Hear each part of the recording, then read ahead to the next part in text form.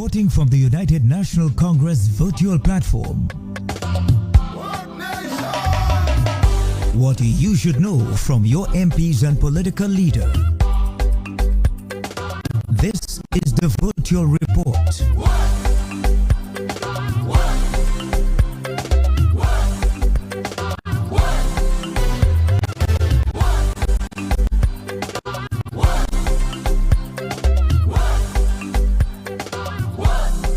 Reporting on national matters.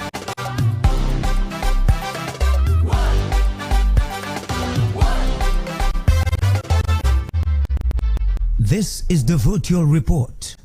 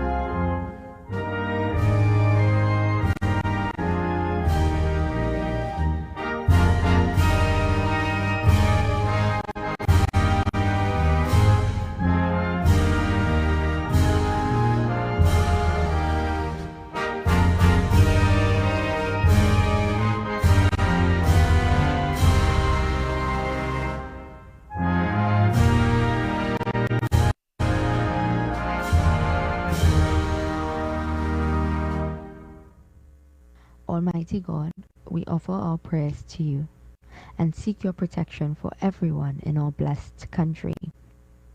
We pray, O God, for you to protect us from harm and sickness so that we may have the strength to look after one another. O merciful Lord, we pray that you will continue to bless our land and those who cultivate our crops so that there may always be food. We pray that no one will ever go hungry. Grant us understanding, equal vision, and balanced minds. Guide us along a path of faith, devotion, and wisdom.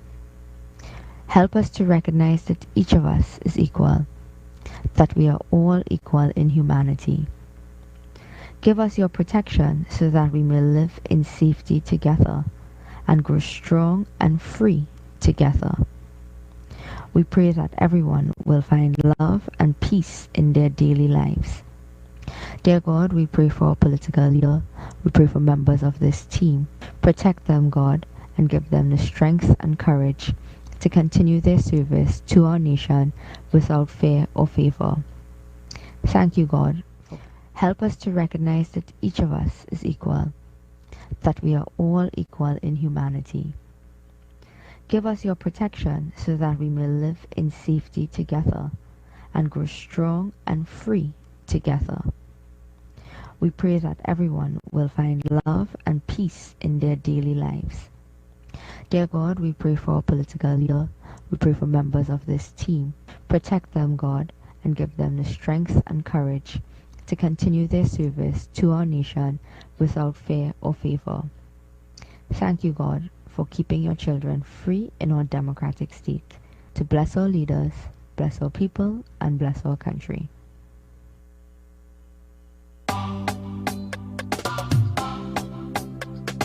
Reporting live from the UNC virtual space. The Member of Parliament for Couva South, the Honorable Rudy Endarsing.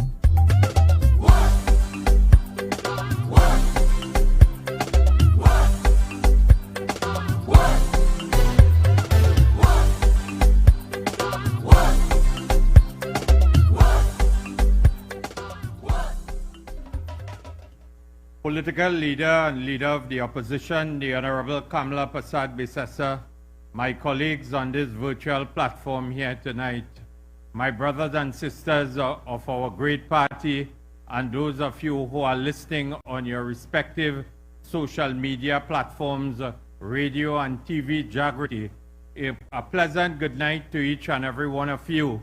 and it is our pleasure from the UNC to be in your homes tonight, bringing to you the facts as they are as it relates to the 2021 budget debate. This budget debate, or this budget presentation, the sixth budget of the government of Prime Minister Dr. Keith Rowley, and the first in his second term as Prime Minister, was akin to a fiscal assault and battery on the people of Trinidad and Tobago. I am in pure disgust that this budget was a whisper of sweet nothing into the ears of the population from a government which has failed to do anything to boost the prosperity of Trinidad and Tobago and improve your quality of life and standard of living. In fact, my brothers and sisters, the budget was like potholes on the Camden and Rivulet Road in Couva. It was painful. It will be costly to the taxpayers of this country. It was damaging, and it was empty on the inside. And after listening to the budget, it was clear that in the last general elections, the population which should have chosen its Prime Minister and government wisely made the wrong choice, and definitely Keith Rowley and the PNM is not the right choice for Trinidad and Tobago at this time. My brothers and sisters, I want to take the opportunity to commend the Leader of the Opposition and all my colleagues for their very focused, incisive, and deep contributions in the last budget debate, which made the population realize that the only and clear alternative to the PNM in this country is the United National Congress, led by the Honorable Kamla Persad-Bissessar. And to my amazement, the Prime Minister told the country in his budget presentation and a diatribe that he made at some meeting in Belmont that the budget was widely accepted by the population of Trinidad and Tobago, and it was widely received with many commendations. Commendations by whom, I ask? Those who have their sights on the assets of the port of Port-of-Spain, those who have their eyes on the assets of the National Petroleum and the over 100 gas stations. My brothers and sisters, has the budget being accepted by the families and workers of the 1,500 who will go home on the port of Port-of-Spain, the over 8,000 workers who do not know what will be the future of their jobs as it relates to the used car industry, the customs and excise officers and the employees of the Board of Inland Revenue who will lose their jobs once the government establishes the Trinidad and Tobago Revenue Authority. And also, my brothers and sisters, what will happen when the property tax is imposed on workers and citizens of this country, the hundreds of thousands who will have to pay increased electricity rates, water rates, and there will be an astronomical rise in the cost of living to the hundreds of thousands of citizens. Did they endorse this budget of Prime Minister Dr. Keith Rowley and the PNM? And then I hope the Prime Minister is watching tonight, because he has the tendency to be grossly dishonest with the people of Trinidad and Tobago. In fact, my brothers and sisters, all I could come to is the conclusion that the Prime Minister is a compulsive and a pathological liar. He cannot help himself. We must never forget that the Prime Minister told us about Emailgate. He was dishonest with the country when he told the country that the PNM was not closing down Petrotrin. In fact, he said to Trinidad and Tobago, if you had your head in the freezer or the fridge door, close the fridge door and listen to him. And he reiterated that the government was not closing down Petrotrin.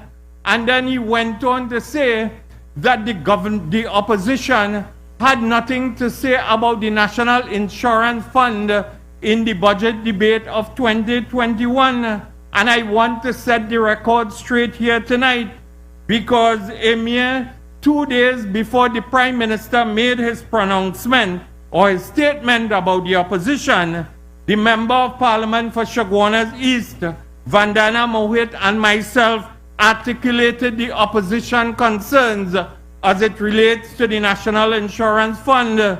And when I spoke in the Parliament during the debate, I reminded the population and I reminded the government that the Executive Director of the NIB had indicated many moons ago that there was much to be concerned about the stability of the fund.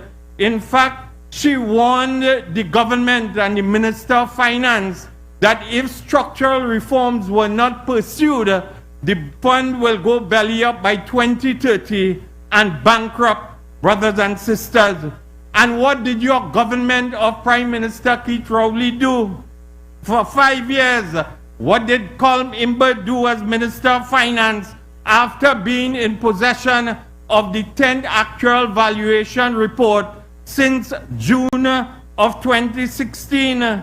For 5 years, Prime Minister Rowley and his government did nothing to address the concerns raised. They did absolutely nothing. And in fact, their noses were in the air, removing taxes for the yachting industry, giving golf courses a makeover, giving loans to their toilet paper factories, facilitating their friends and financiers. They fiddled, my brothers and sisters, whilst Rome burned. And the Prime Minister has to be bold-faced. He has to be brass-faced to come and tell the country that the fund is close to bankruptcy because of their dishonesty, their irresponsibility, their elitist and intellectually bankrupt approach as it relates to dealing with the NIS, my brothers and sisters. The workers of Trinidad and Tobago and the population will pay just as Peter paid for Paul in relation to the inaction of the PNM. And there is no doubt in my mind why the National Insurance Fund is in this bankrupt position today. Because the government of Dr. Keith Rowley promised you job creation, economic growth, and diversification of the economy. And the reality and the facts are that prior to the COVID-19, the leader of the opposition, through the compilation of our data and facts, told the country that 63,633 people, workers, lost their jobs.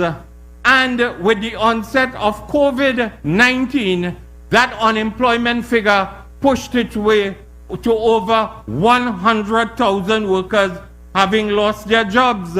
What that meant is that workers were no longer contributing to the National Insurance Fund. And in addition to this, what it meant is a number of small and medium-sized employers from a business point of view were no longer contributing to the National Insurance Fund, my brothers and sisters. This is in stark contrast to the government of Kamla Persad-Bissessar and the UNC, which created 55,000 new jobs and created a sense of confidence in the economy of Trinidad and Tobago, so that there was consistent contribution from an employer-employee point of view. The reality is that the fund has moved from being a point of comfort under the government of Kamla Persad-Bissessar to being one of crisis under the government of Prime Minister Dr. Keith Rowley, my brothers and sisters. And on the issue of the NIS, some very disturbing information has reached me in my mailbox. It is alleged that there is currently a building under construction in Couva, and this building is being constructed so that it can be rented to so that the National Insurance Board can rent it from a private owner. And it is alleged that this private owner was a candidate for the PNM in the marginal seat in the last elections, and he currently sits in the parliament. And if these allegations are true, my brothers and sisters, it means that when the horizon is dark and bleak for hundreds of thousands of retirees, a one-sitting MP is preparing to collect millions of dollars in taxpayers' monies in rent from NIB as a reward for his role in the general elections of 2020.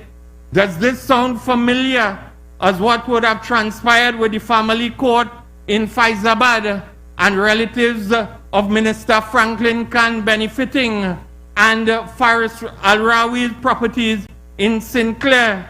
While I will not call any names and cast any aspersions as to who this PNM MP is, I am hoping that the government can foster some understanding on the comings and goings of rent monies to this PNM MP. It is critical that we foster an idea of who this MP is, so that we can know what else is coming as per the type of corruption and nepotism and favoritism this government likes to foster since coming into office, my brothers and sisters.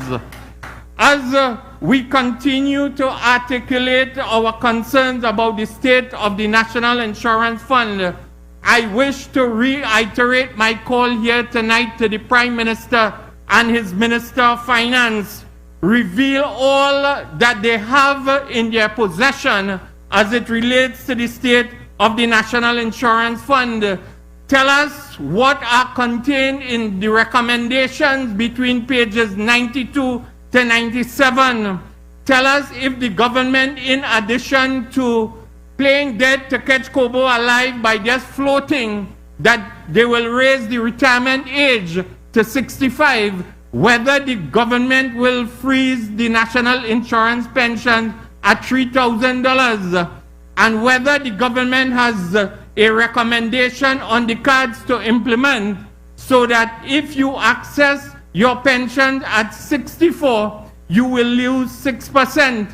And if you access it at 60, you will lose 30% of your entitlement, my brothers and sisters. These are the issues that the government must tell us through Rowley and through Imbert if they have embraced this as policy prescriptions to inflict on the workers of Trinidad and Tobago. And in fact, my brothers and sisters, the budget facts are clear. This budget will inflict pain and suffering on the citizens of Trinidad and Tobago. This is a budget that we cannot commend to the population. We cannot recommend to the population, my brothers and sisters, because whether you are at the Trinidad and Tobago Revenue Authority from the point of view of customs and excise, whether you are an employee at WASA, you do not know what is your future. As a citizen, you do not know how much water rates will be inflicted upon you. As it relates to TNTech, we do not know how much high or what will be the rise in your electricity bill. The deregulation of the fuel system as it relates to the future of National Petroleum and the gas stations, we do not know how many workers will go home. We do not know what will happen to the 142 acres of lands at the port of Port of Spain. We do not know from a health sector point of view at this point in time that the population must know that citizens cannot access CT scans. There is not a cath lab working in this country, and therefore no one can get an angiogram in our health system.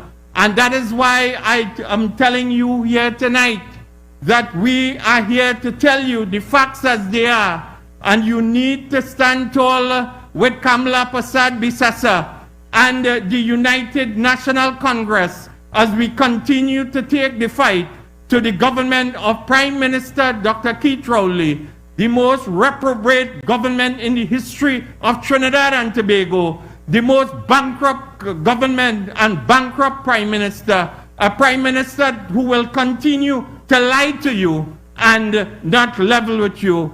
Long live the United National Congress. Long live the people of Trinidad and Tobago. I thank you.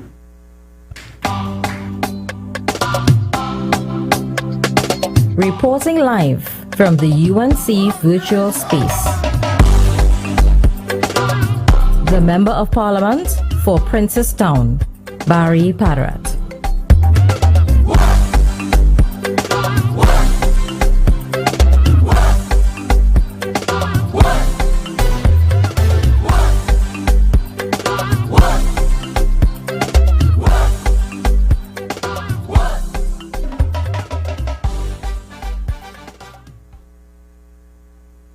The best Prime Minister Trinidad and Tobago has ever seen, the Honorable Kamla Persad-Bissessar, political leader of the United National Congress, colleagues, all, brothers and sisters, tonight we fight back. We go into the politics somewhere in Belmont. They sought to peddle their lies, their propaganda, and their political missiles after delivering a failed, miserable, and distasteful budget. They retreated into their heartland constituency of Port of Spain North, St. Anne's West, another area that they have kept in bondage and destitution for the years they have been in power. The irony of going to speak about a budget in one of the areas that they have kept under their political thumbs for the past 50 years. If only the people of those areas would open their eyes and see that while the rich gets richer under Rowley, they remain at the bottom of the barrel waiting for the crumbs to drop. But that has always been PNM style, from Williams to Chambers to Manning and now Rowley. Over 50 years of PNM and Belmont is still stuck in time. Brothers and sisters, when the lioness Kamla Persad-Bissessar roared in the parliament, it deflated their egos. It deflated their pie-in-the-sky budget. Our leader provided a strong, clear, and precise response to their naked lies and their repeated failed promises from past administrations. Kamla Persad-Bissessar exposed the regurgitation that is taking place in the PNM under Rowley. In local parlance, the real truth of the situation is what we heard in this year's budget presentation, is that the PNM Rowley is lapping up their own political vomit. Imbert spent 3 hours dealing with old, failed Manning policies that he, Rowley, Penny, Donna, Paula, Amory, Hines, and others once rejected. It is the political vomit that they once rejected that today they are now consuming. That is the bitter pill that they are swallowing. Instead of policy plans and programs on aquaponics, research and development, information technology, informatics, hardware and software development, we heard about the return of the smelter, we heard about property tax, we heard about the revenue authority, we heard about tax schemes in the energy sector. They have no new ideas or innovation to take us out of the squalor they have us living in today. You go anywhere in Trinidad and Tobago today, the PNM has a country looking like a shanty town. Potholes galore, unemployment galore, high food prices galore, suffering galore. What have they done for young people besides taking failed geriatric Hines and making him the oldest youth minister in the Commonwealth? This is a man that was moved from the Ministry of Public Administration to Ministry of Public Utilities, from ministry to ministry for incompetence. This is the same man who was hiding out in the waterfront offices that Rowley said he could not reach and told him, answer your damn phone. It is the same set of jokers wearing the same khaki pants. They have no new jobs for young people, no new opportunities for business development, no opportunities for progress for family life in terms of social mobility. They have introduced a stock exchange market program for existing businesses. And then in the budget statement on page 124, they say they are going to amend Section 2 of the Corporation Tax Act to allow for a tax break, a tax holiday. And in the next breath on page 125, they say if government didn't help your business while it was in the infantile and growing stage, this would help to make your business bigger. Rowley spoke about hogwash the other night. I want him to go to page 125 of the budget and see what hogwash is. But I would make no apologies for saying this to the government. Do not give us gobar and tell us it is sugar. Do not spit in our eyes and tell us it is rain. I will call it what it is. Businesses are not opening up in the country. Businesses are closing down. So spare us the BS. As the young people would say, miss me with that. They have nothing to help young people. Instead, they tell young people to open up computer stores and cell phone businesses. That was one of their announcements in the budget. Yet they do not increase their own capacity by fixing the electronic window and working with the Registrar General's department. Every year they say they will do better from moving from a position of 61 under Kamla Persad-Bissessar. We move to position 105. That is not doing better on the ease of doing business ranking. It is doing worse. So what environment are you creating for business development in the country? Listening to a bitter, psychotic rant on Thursday night, Rowley jumping up and down like a clown, calling MPs Dumbo for raising legitimate issues regarding trade agreements between the US and Trinidad. When the man is not in a conga line with Maduro, he in a boardroom with Delcy, and then says he has no problems meeting with indicted narco traffickers.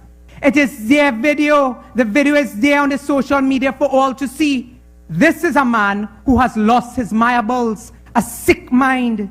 Instead of coming to the population to tell us on Thursday about job creation and restructuring the economy, Rowley rants about a meeting that never took place with an oil executive and Kamla Persad-Bissessar in a hotel room.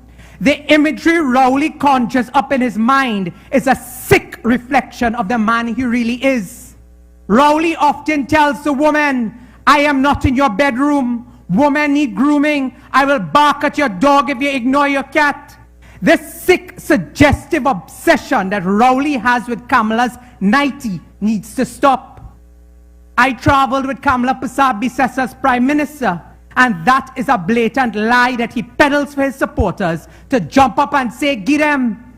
Anyone supporting that narrative and imagery, I say shame on you. It is often said that the enabler is worse than the perpetrator. The country wants to hear about deep water exploration, not about fetishism. You have a mother and a daughter somewhere. You know, I'm sure one day we will be able to connect the dots. Just maybe one day we will get the real story about why Darrell Smith sought comfort in a Tobago rump. This obsession Rowley has with nighties has no bounds. Brothers and sisters, Rowley said it was the worst budget debate in the past 30 years. It was the worst budget debate for him, as he is the worst prime minister we have had in the past 30 years. Every one of our members had them on the ropes. Rowley's incompetent members spend their time attempting to ridicule opposition members about their hair and their dress instead of dealing with policy. So as we are on the issue of hair and dress, I want to tell Camille Robinson-Regis, we don't have anyone on our side who need to bob and weave in the debate. Heinz could not even finish his contribution. He ran out of time because he was obsessed with Saddam Hussein and forgot to read from the speech they gave him about youth policy. So Rowley, when you want to say it is a worst budget debate, I am sure you're referring to Heinz, Camille, and Dolly. Dolly said 90% of the children have laptops. Rowley believed that? That is rubbish. No, he knows that it is hogwash. That is why he could say that it is a worst debate. He knows that the beating of the dead horses that he has on the government side over and over again will offer no different result. When we asked about the NIB situation in the budget, about whether the age requirement was being considered to go up because NIB is in financial trouble, they had not a word to say. I want to tell Imbert, you can run, but you cannot hide. The report will eventually come out. When we ask about the COVID-19 situation and ask for the forensic investigation, which has gained support from several quarters, they have said not a word. When we raise issues surrounding the withdrawal of over 100 million in support for the TTPS, they have not one word to say about that. When we ask them why the Auditor General report says that this issue of digitalization should have been addressed since 2017 in the Auditor General's report, they have not a word to say about that. But Rowley comes with a PSIP and social sector investment program to hold up in a meeting and say that we didn't read them. I want to tell Rowley, PSIP means public sector investment program. It does not mean propaganda spewed in defense of the PNM. They have repeated the same failed promises even in that. What Rowley can't take is when Kamala says that they crashed the economy before COVID and that PNM means promises never materialize. That hurting him in his rukokotunkunk. But it is the truth and they should know it. Even when the national community comments on the budget, Rowley and Imbert has a problem. Instead of taking the message, they attack the messengers. Rowley stood on that platform to attack UE lecturers, heads of department for exposing the lies and his government peddles. I want to tell him, not everyone believes the Balize economics. Not everyone is fooled by Imbertian policies. Not everyone is fooled by rubber talk and grand charge. If Rowley's strategy is to bark loudest and every man jack scamper in a corner, he better understand that Kamla Prasad Bisesa, Rudal Munilal, Jerlene John, Barry Padarat and others have no intentions of falling for his bravado and foolishness. A sick mind, I tell you, a sick, sick mind. Their strategy since 2015 has not changed. It is to demonize and use their agents to do their dirty work in the public spaces. Tonight, I have a message for one Camille Robinson Regis, who put out a press release today, who was quick to defend Rowley on the executive travel grant Rowley gave to himself through Imbert. When you want to talk about baggage handlers, talk to your colleagues who like to frequent San Francisco with suitcase. Do not try to judge us by your standards. This country will never forget the baggage handlers who are handling jewelry, wig, and fertility treatment with taxpayers' dollars. Rowley's distraction, misdirection, and crocodile tears are not fooling anyone. Given this country a collective blasted break from your madness. Instability is now the hallmark of this administration. From captain to crook. When their budget has fizzled out into nothingness, they change the national conversation to sabotage. The biggest saboteurs to the Trinidad and Tobago's economy is the Rowley regime. This is the same prime minister who said the deal at the port was a crooked deal, but yet Bridgman gets back the contract. This is the same man who told us Petrotrin was not closing down. This is the same man who told us he did not know who Madame Delcy brought to Trinidad to talk COVID, but we later learned the man was really from PDVSA. This is the man who told us that the $500 million Chinese contract for housing was not seen by the cabinet, yet photos have surfaced that half the cabinet attended and presided over the signing ceremony. Tonight, I want to say to you, Rowley, take our advice and give the country a blasted break from your madness, your sickness, and your desperation. As Kamla Prasad Bisesa has said to you before, we could deal with any one of you, anytime, any place, and on any topic. So whether it is in the parliament or on the pavement, we will not allow your sick, divisive politics to go unanswered. Tonight, we've clapped back.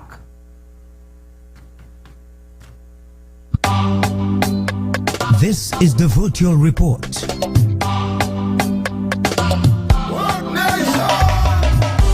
Reporting from the United National Congress virtual platform, Oropuch East Member of Parliament Dr. Rudal Munilan.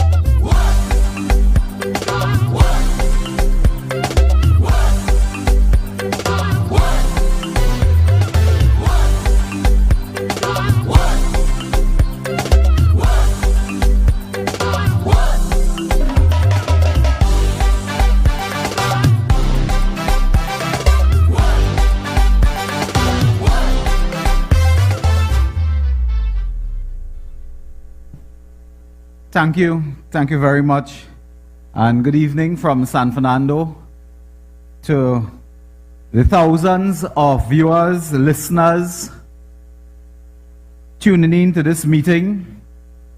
Thank you very much for having me in virtual land again, in your homes, in your private spaces, on your mobile phones, tablets, laptops, etc. Greetings to the political leader and opposition leader, the very distinguished Mrs. Kamla Prasad Bisesa, other members of this virtual platform, to the few, very few assembled here tonight. It is the sign of our times that we speak to a very few people indoor, but I can assure you that if we had the hundreds and thousands of people in front of us now, they would still be applauding the Member of Parliament for Princess Tong, Mr. Barry Padarat. So wherever you are, we congratulate the speakers before for their venom, their courage, and their frankness in dealing with the issues. Tonight I will just continue to share a few points with you on the recent developments in the budget and outside. Like Barry and Mr. Indar Singh before him, I had the singular displeasure and agony of listening to the Prime Minister last Thursday when he was howling at a meeting in Belmont. And it is a good thing that I was not sitting, I would have fell off my chair. I was standing. It was the most horrendous and obscene display by a Prime Minister in recent memory in the Caribbean that some of us know about. If there had been a worse display by any Prime Minister, I think we would know about it. So last week, the Prime Minister took to the stage to condemn the opposition. He began by saying that he was there for 34 years and this is the worst debate he has heard. But that is understandable, because every time a UNC member gets up to speak, he leaves the chamber. He only comes into the chamber to listen to PNM MPs. So necessarily it was the worst debate for him. But colleagues in the UNC raised the important issues led by the opposition leader. And some of these issues we'll just reiterate tonight. So for Rowley, it was the worst debate because he was listening to his MPs and ministers who were lost. They were in Wonderland, had no clue as to policy. They had neither rhyme nor reason. And the Prime Minister goes on this platform, and unbelievable the kind of statements he would be making. I share Barry's very deep concern that this man has some type of psychiatric and pathological obsession with the sleep clothes of women. That every time he would come back and talk about who in nightie and petticoat and half a slip and duster. This is a Prime Minister. He is some type of petticoat Prime Minister. That is what he is. That is a matter not to bring in the public domain. That is a matter you share with your shrink. When you go for your counseling, you explain that, and then they will discover what is the problem there. That is not for public. So I like Barry before I tell Mr. Rowley, look here, get off this obsession with women's sleep clothes and focus on policy, on program, on saving this nation, if you could. But you see, the Prime Minister is on a path. Many people talk to us and they say, well, look, the Prime Minister gone mad. He crazy. Hear these statements he making. He mad. Brothers and sisters, I want to tell you, the Prime Minister of this country is not mad. He is not crazy. As much as you may think he's not, he has a diabolical and sinister plan that he's working to. Notice what the Prime Minister does. When he starts he begins by telling you that the political opposition in this country bad talking the country all over the world. The UNC sabotaged the Brian Lara. Now to this day, they cannot play an international match there. That is a FET match venue. We sabotage Brian Lara, he says. The ferry, UNC person put something in the ferry. He says now the bamboo pumps of all places, sabotage.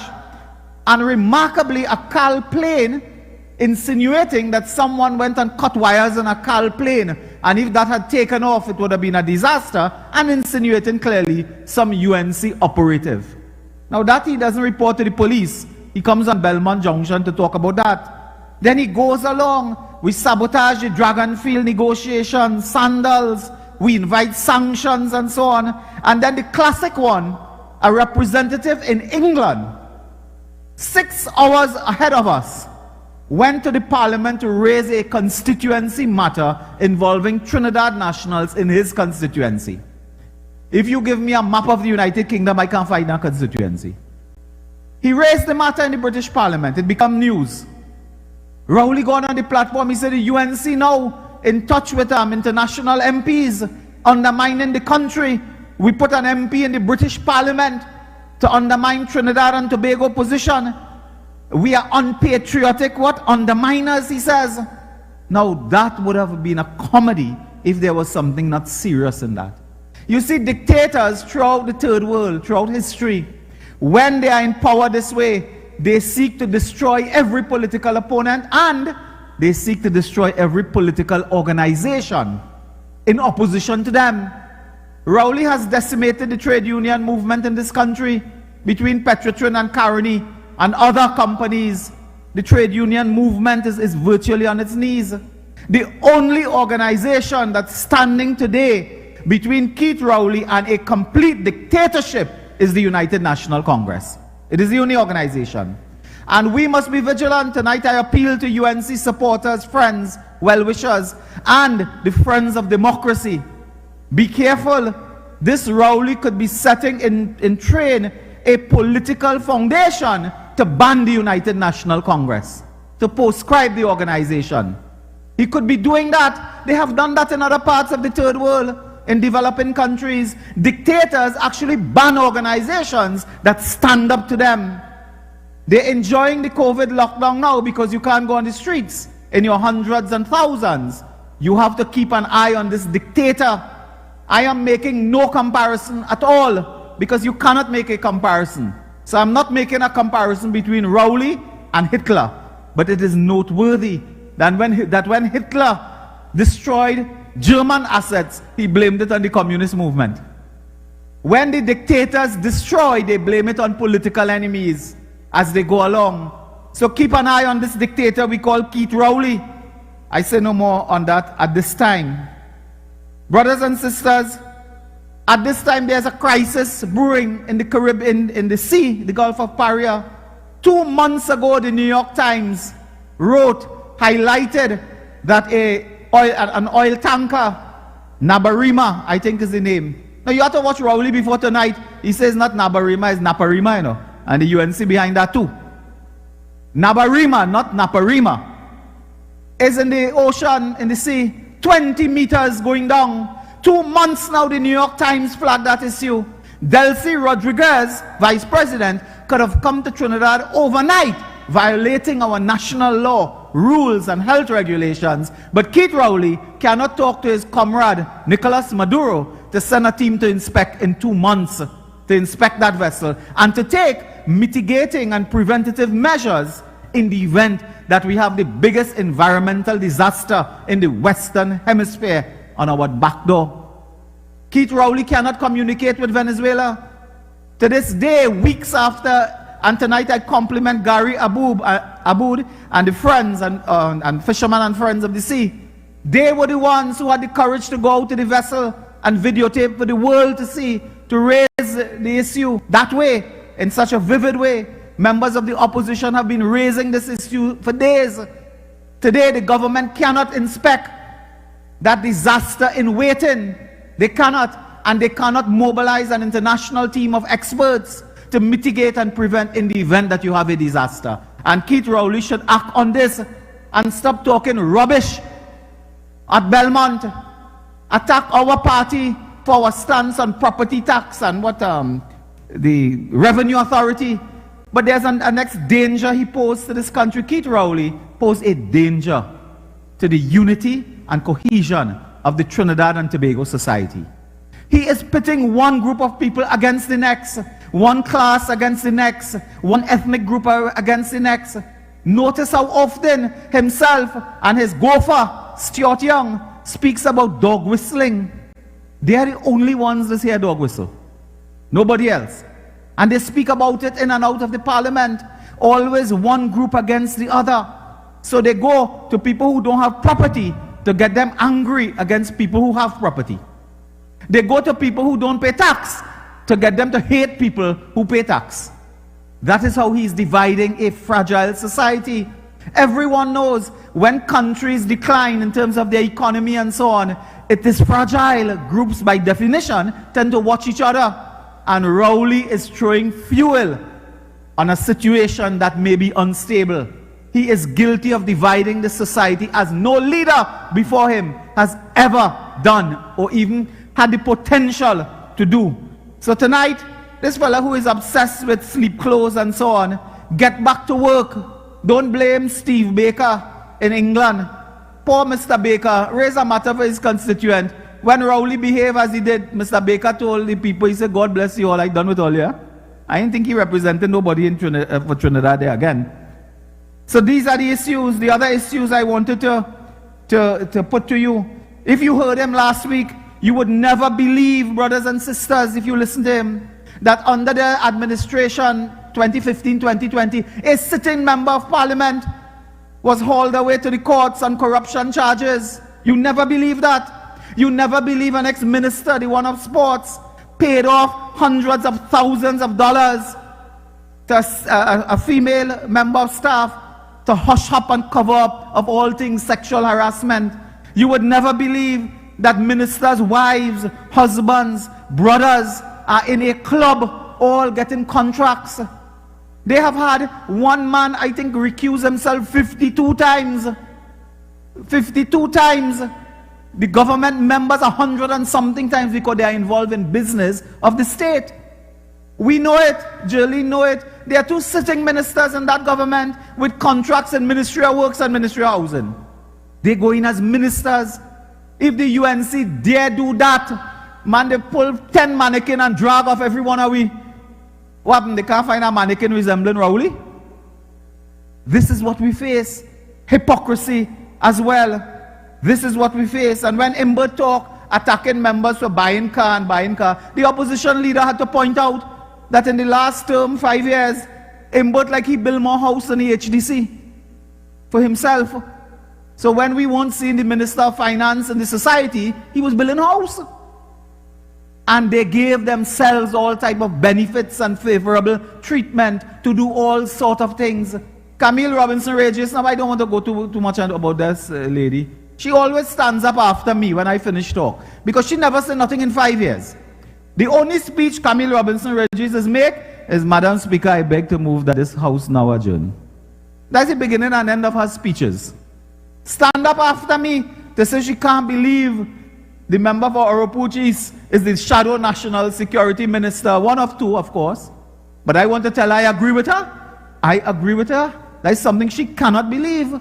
Because I have never used taxpayers' money to buy wig, to buy makeup, to buy lighting fixtures. None of my family, thank God, none of my family before the courts on possession of ammunition and illegal ammunition and firearms or drug trafficking. So you can't believe it. You see, and I come to this point to tell Ms. Robinson Regis that the police never contact me to explain nothing about deposit in bank, moving money from bank to bank to bank to bank. Never do that. I not in that. But you want to stand up with this self-righteous attitude, you know, how this could happen and how that could happen. But there's a clear thing. You see, Rowley and the speakers before me said it. Their campaign has always been to demonize and criminalize members of the UNC and the organization as well, to demonize us. Rowley stands up in Belmont. He makes a fascinating statement. He said, I have contractors owing $1.4 billion He will not say the contractor who is alleging that the government owe 1.4 billion is a contractor recruited by the PNM before 2010.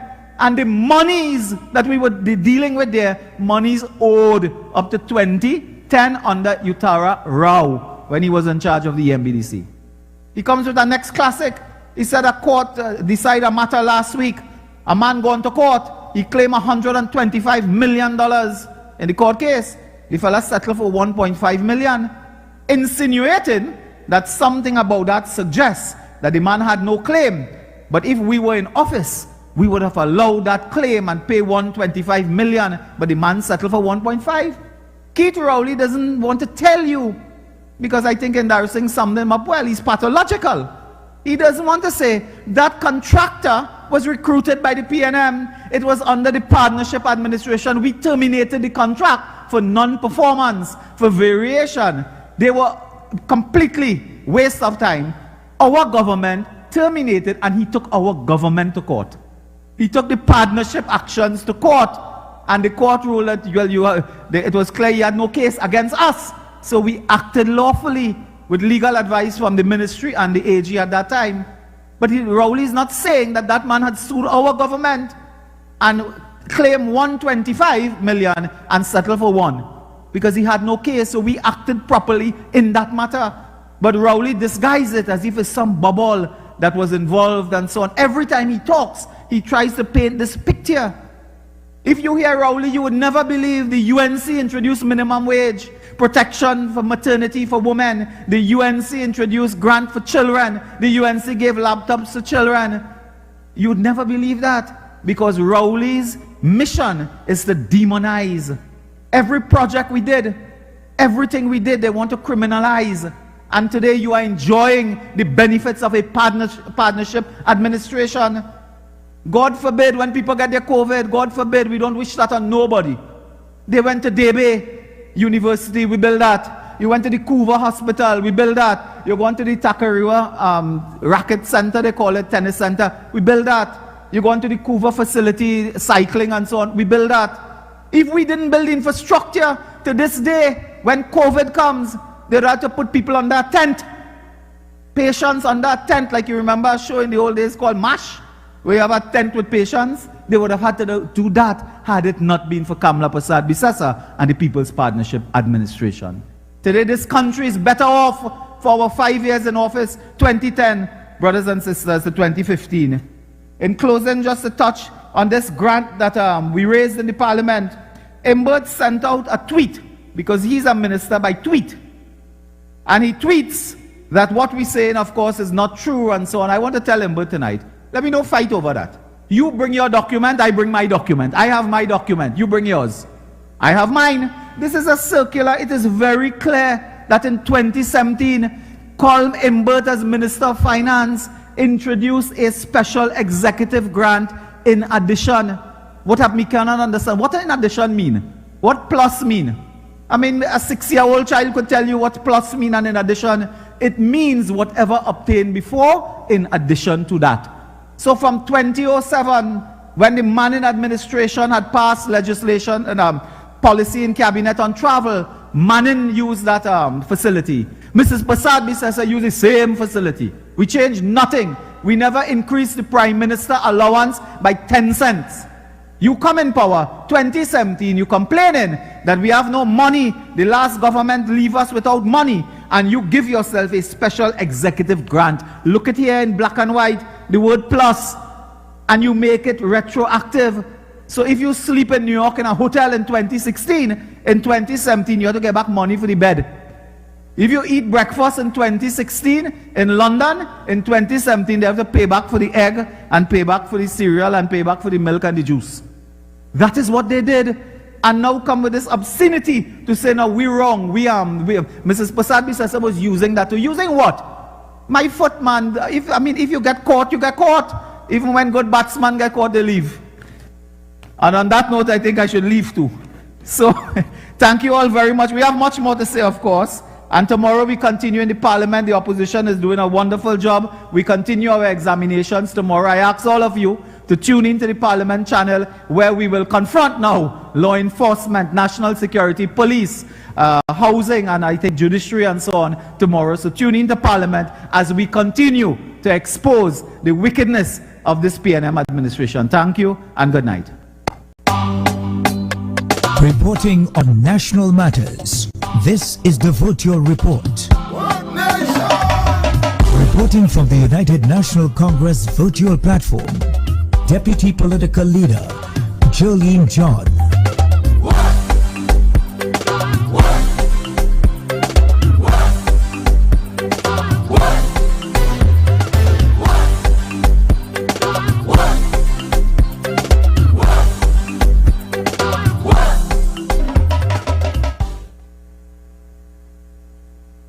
Thank you, ladies and gentlemen.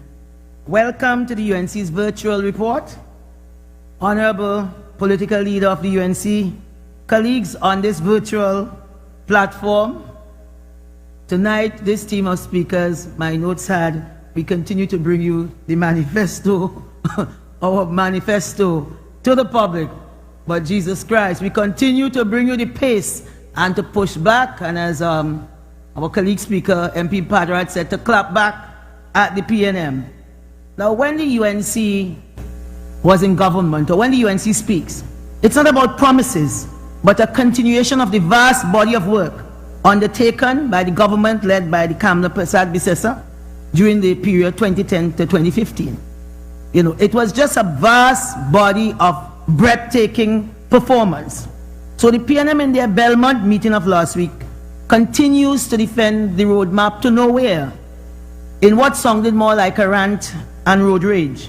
To the form, the Prime Minister continues to take the low road to the highest office in the land and uses that attitude to project his negativity, innuendos, and just plain nastiness. And the speakers who came before really amplified and highlighted that. I want to say from the onset that not one of those projects that they spoke about would be initiated, would be mobilized, and those that they have started not finishing. Right? I mean, to say, yes, I know we are in the Parliament doing a fantastic job, but by and large, what is going to happen is just recurrent expenditure, and you are hearing in many cases, many of the state companies don't have money to last until Christmas. This government is bankrupt. This government broke, they overborrow, and I cannot see whom in their right mind will lend this government money, because the credit rating of Trinidad and Tobago is close to junk bond status. As a matter of fact, there was an old movie with I.A.N. He had reason in the movie to cut off, the character cut off the governor of the central bank head, because he said, when the guy told him the money was, well, not junk money, but he said what the money was, and I.A.N. didn't take it well. And I think we are close to that now. So up till August 10th, it was left foot, right foot, great is the PNM. Now the same people who just voted realize the articulated vision and mission of the PNM is to get the rich richer. They are now saying, great is the DSS. UNC be very proud, because our political party amassed 309,000 votes in the last election. Be proud that we do not share the same values as the PNM. Led by Kamla Prasad Bisesa, our mandate is to serve the people, not self-interest. The UNC exists only to serve the people. You know, the Prime Minister's bright idea recently, I mean, besides the fact that I said none of their programs will not come to fruition, and it's not that I wish them bad, it's just that these are the laziest, most useless group of people that the country has ever voted in. All right, an election has consequences. I mean, a week ago, this gentleman went and stood before us, because, you know, he comes on every 2 weeks, and he said, well, okay, he's reopening Buku Reef, but the beach to access the reef is closed. You know, and by the way, I'll know about the beach, because he said that we don't have any senator from Tobago. I'm a proud Tobagonian. I mean, I serve in the Senate at our leader's pleasure, but I will not allow anybody to take away my birthright. I'm Jolene John from Charlottesville, and from Charlottesville we say we're from Charville or Seville.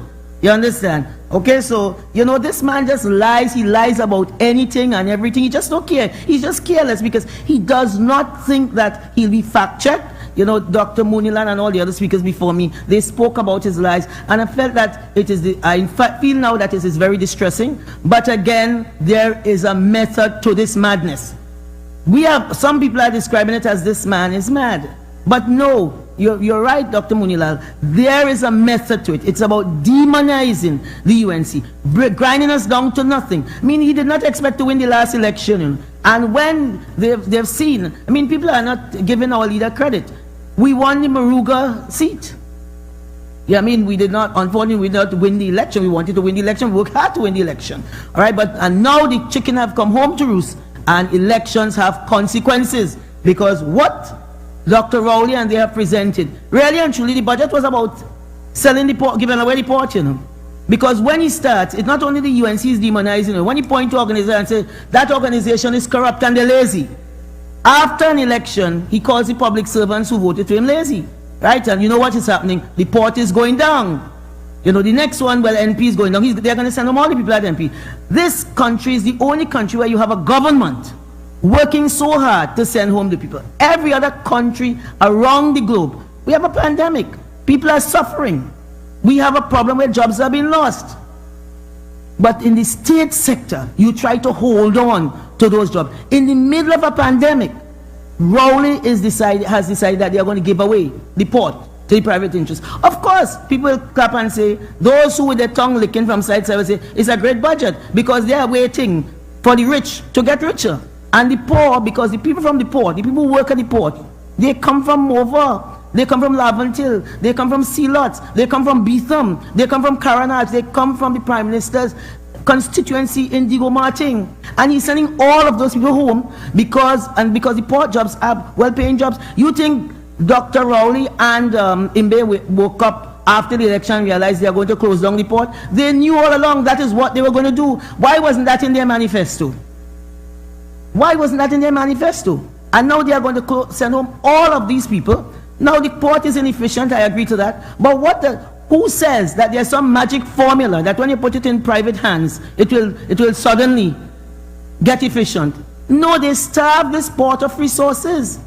They have done nothing from 2015 to 2020 because they knew what they were going to do. Some of their vision, short term, medium and long term, and it is all about destruction. When you sell out, when you give away the port, so they give away the port short term, the money will finish. What's next? You gonna say, okay, TSTT, because that they have damaged also. You next. Wassa, you are next. They are talking about people are paying the lowest rate for water. All right. I don't want to pay the lowest rate for water, but I want the same way you're charging me for water, I want the best service. I can tell you, I live in St. Anne's, and every week you have to buy water. Else you will have none.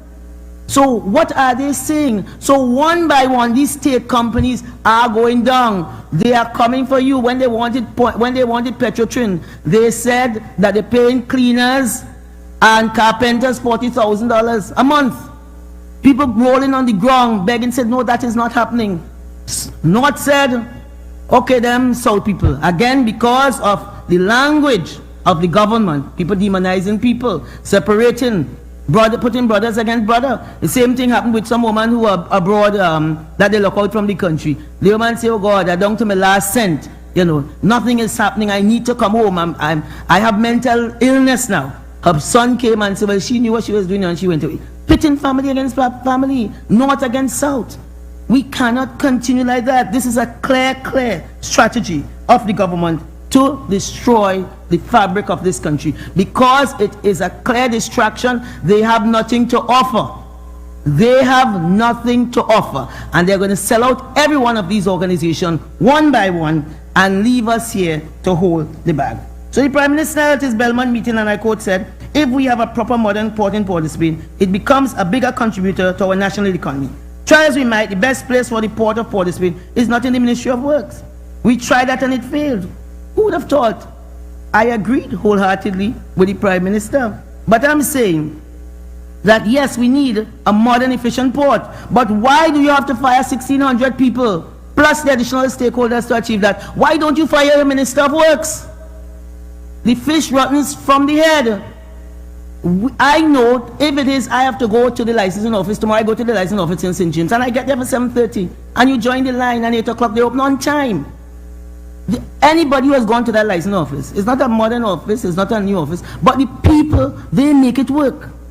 When we were when the People's Partnership was in government, I'll tell you, we will open the doors of the HEC at 6 a.m.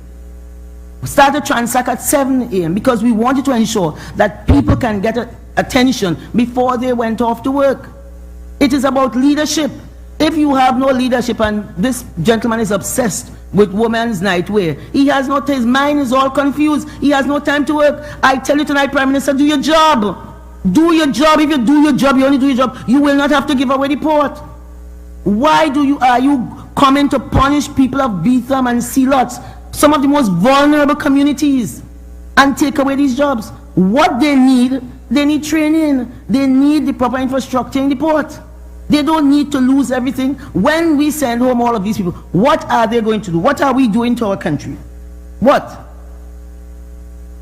So what Trinidad and Tobago needs now are good paying jobs. Rumors abound that the port arrangement is a done deal. The Minister of Finance has said it's a public-private arrangement. The Minister of Work in a presentation in Law House also said the same thing. Yet, and the Prime Minister, of course, he said, well, I just quoted what he said. So we are now the Minister of Works, I suppose, after our member, MP Indar Singh, would have spoken about the thing being a done deal.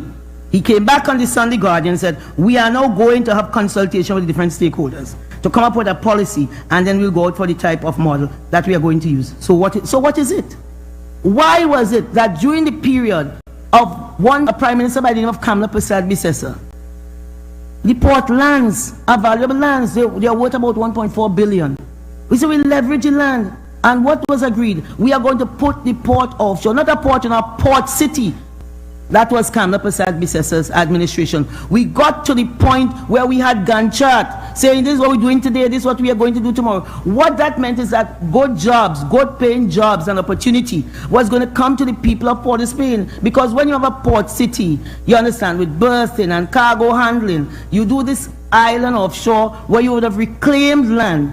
It gave you the opportunity to do so much more. That is creativity. That is government that really is engaged. That is government that is creative. That is government who care about the people. Not this person who the lowest common denominator. You look for you are so lazy that there is no creativity. There was nothing in the budget.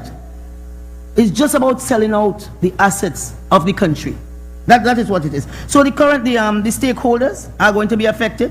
And these are the vendors, people at the breakfast shut consignees, maxi taxi service, small and large contractors. And this is no big time contractor. This is a man from Talparo in the farm carrying 200 fig to the lady breakfast shut to sell.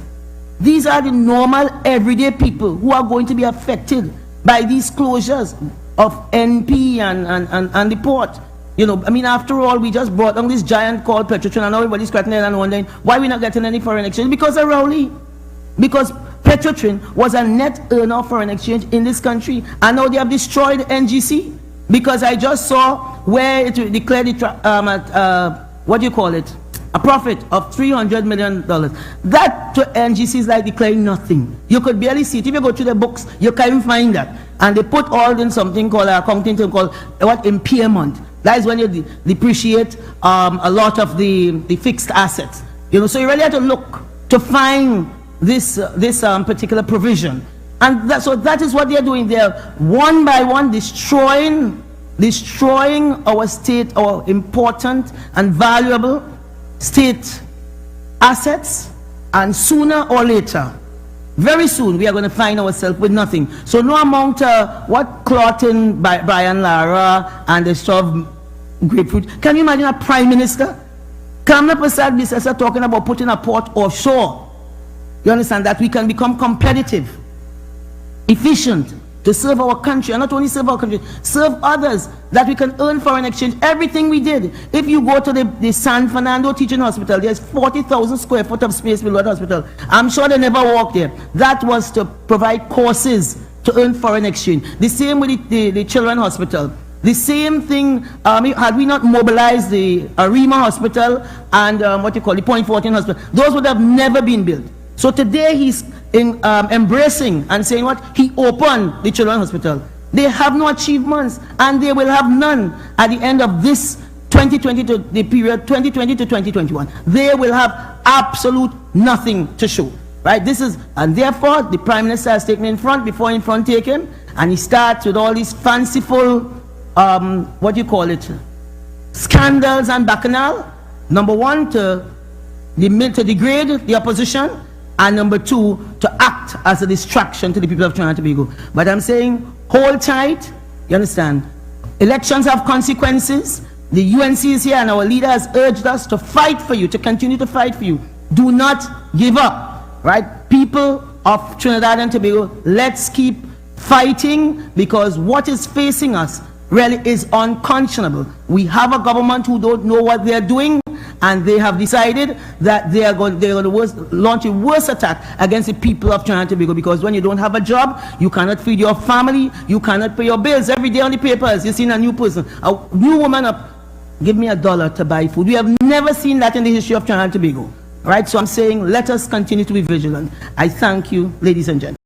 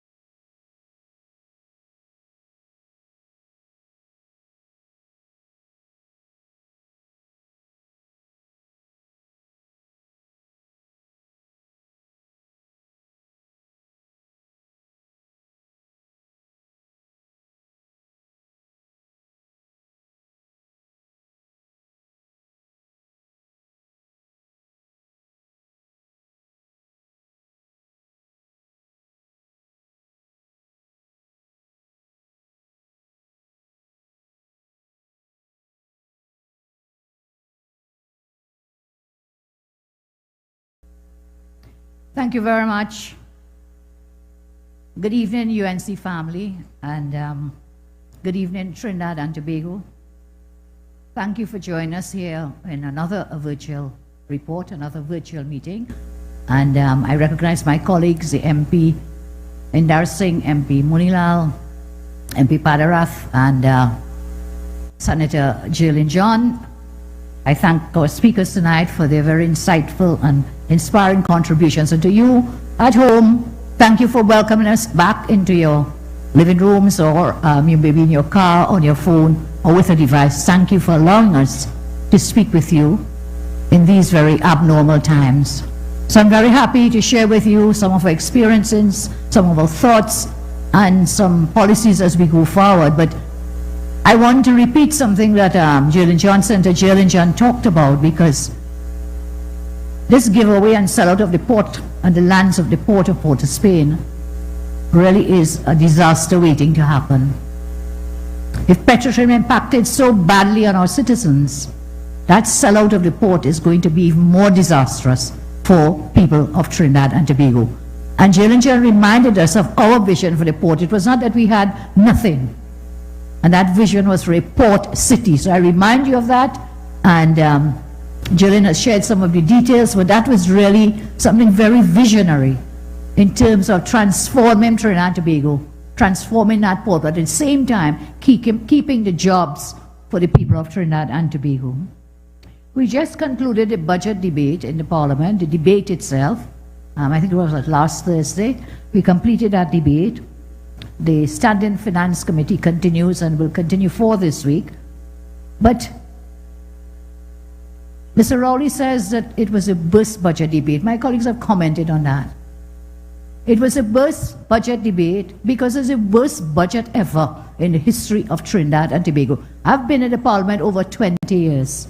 I've heard budget presentations over 20 years. And this 2020-2021 budget presentation was the worst in the history of Trinidad and Tobago. They presented a budget that had no direction. They presented a budget that had no purpose. It was a mishmash of ideas. It was a recycling of broken promises. And as we told you before, PNM means promises never materialize. And they had the audacity in that budget presentation to talk about achievements. Senator Lashmidia reminded me, and I included it in my presentation. They were claiming the Toko ferry port, the ferry and the port in Toko, as an achievement. An achievement with nothing having been done. What is worse? They forget they present us with these books, you know. This is just one of them. This one deals with revenue. But they present these books of estimates. And when we look at the estimates on the Ministry of Works, which will deal with ports, you know, the Toko ferry port, you know what it says? They have now put an allocation, money allocated for a feasibility study. Can you imagine the lie? To put in your budget document an achievement. Of course, other things they put as achievements, the highway to Point Fortin, again, is the broken promises. I'm not going to repeat them. They have repeated their promises in almost every single budget presentation. And they still think that we are all fools, that the population of this country, we totally dotish. And we can't see and we can't remember, that we have no memory. And therefore we will believe the lies that they feed us every single time. We saw again the complete lack of a progressive and innovative plan in their budget presentation. We should have seen in a COVID budget the adoption of new strategies and tactics for doing business, for growing jobs, for growing revenue, for growing foreign exchange. That is what we should have seen. We didn't see any of that. No new strategies, instead, recycled, broken promises. We should have seen a focus on the future with technology at the forefront. They have the words, they have the buzzwords, but they've been repeating those buzzwords year after year and budget after budget.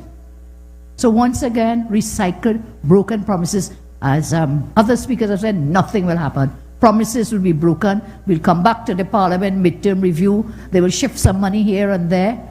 And indeed, during this budget presentation, every time we ask, why did you decrease this? Why did you do that? In the Finance Committee as well. Say, don't worry, if we need more money, we'll come back in the midterm review. So what on earth is this budget presentation if it is not a true reflection of your plans, your policies, and your programs, that you will say, I will come back next year? So what are you going to be doing for the rest of this financial year until next year, March, is another 6 months before the midterm review? So that excuse is no excuse at all. It just shows again how incompetent they are, how incapable they are, and how it is that for every budget, everything embedded in the government promises never materializes. Every year it's the same. You bring estimates. And today I want to, I'll just deal with one other issue. I think the budget should have gone on. They should have focused, I said, on the technology, but they use the buzzwords without it actually happening. And, you know, that presentation really demanded clarity and purpose. And, you know, even with that aimless budget, I want to congratulate all the UNC MPs who have spoken in the debate. We want to thank them. Their performance has been a most outstanding performance in the debate, and we are very proud of them. Our seasoned MPs did a brilliant job. And our new MPs also did a brilliant job. Many of them have just completed wrapping up the second day of the Finance Committee. I want to commend our young MPs, first-time MPs, who stepped up and they showed us how it's done. They were bold, they were bright, and they gave the wicked, incompetent PNM thunder. They took apart the census propaganda being peddled by the Raoul regime that COVID is responsible for our current economic crisis. You ever hear a lie? That's one of the biggest lies that the Raoul PNM is perpetrating up until today. We showed in our responses, I will not go into detail, but I must make that point again, that the PNM collapsed our economy, collapsed our country long before COVID-19. What happened is one crisis met another. The Rowley pandemic met the COVID pandemic. So we had a twindemic basically, with these two forces colliding. And so that debate we engaged in was not an easy one. I told my team when we were preparing and others. And you know, by the way, the Prime Minister is telling the country that maybe the opposition leader paid speechwriters for all the MPs because we all had the same message. But we all had the same message, not because I paid, because I don't have that kind of money. Maybe you have money for your MPs to pay writers to come and lie every time they speak. I don't have that kind of money. And therefore what it is the MPs studied the worst budget presentation and they came up with the same messaging, which was, you crashed the economy and the country before COVID, long before COVID, every year before COVID. Secondly, you have made recycled, broken promises, PNM, promises never materialized. Yes, that's why we had the same message, because that's what the budget presentation gave us. That was the messaging. And so that debate, as I said, when we were preparing, I said, I really don't know what to say in this debate. Because there was nothing of substance in the presentation from the Minister of Finance. And it went on day after day. There was nothing of substance in the contributions of the various PNM MPs. There was nothing of substance that would bring our country back, that would restore confidence in our economy, that will grow our economy, that will bring in new revenue streams for our country, bring in Forex. There was nothing in that presentation that will give us hope. And so I want you to rest assured, we will continue to battle them as never before. We'll continue to do that because we want real development. People say, why are you all talking, Kamala? Opposition, just go home and sleep. I am telling you, the opposition is the last bastion of defense against a dictatorial regime. We are the last hope for this country to ensure that they do not run roughshod, do not trample the rights of our citizens, because when it is that you do not have anyone left to speak out, as MP Mulidal told us tonight, you are paving the way for a dictator. You remember the famous story in Germany, same Germany under Hitler. Yes, when it is, you said, well, first they came for X. I wasn't X, I didn't care. So first they came for the Protestants. I'm not a Protestant, I don't care. Then they came for the Catholics, well, I'm not a Catholic, so I don't care. Then they came for workers, well, I'm not one of those, I don't care. They came for the Jews, well, I'm not a Jew, I don't care. And then they came for me, and there was no one left to stand and defend. Remember that. I think MP put it well, Munilal, when he said, we must not allow them to drown out our voices. They have engaged in a blame game, first blaming me, blaming the UNC, blaming COVID, but they've gone in onto a very dangerous pathway with their blame game. They now blame every single person or organization which shares criticism or concern. And these people are not all UNC. You know, the UNC really reach now, you know. In their eyes, we reach. We now have international partners in the Parliament of Britain, in the British Parliament, man. That means we arrive, as they say, we come, we reach. And so, you see, it's a kind of paranoia. I remember when I was a young student in London, the then British Prime Minister, he was a Labour Prime Minister, his name was Harold Wilson. And he would go, similar things were happening, and he'd go on the TV and he would say, these people are so paranoid. They see a ghost behind every post. For the PNM, they see a UNC behind every single thing that's happening. Somebody do something with some pumping bamboo. Hey, UNC boys, we so great. They say some plane, somebody cut some wire. The UNC jumped the fence, gone inside the Piaco compound and cut wire. You know, the only wires I think are cut are the wires in the head of the Prime Minister. That's the only wires cut right now. So that everything that happens, blame UNC. Now I'm saying a dangerous pathway. You are blaming professors at the university. You are blaming the economists. You are blaming any and every person. And the day will come when there'll be no one else left to blame.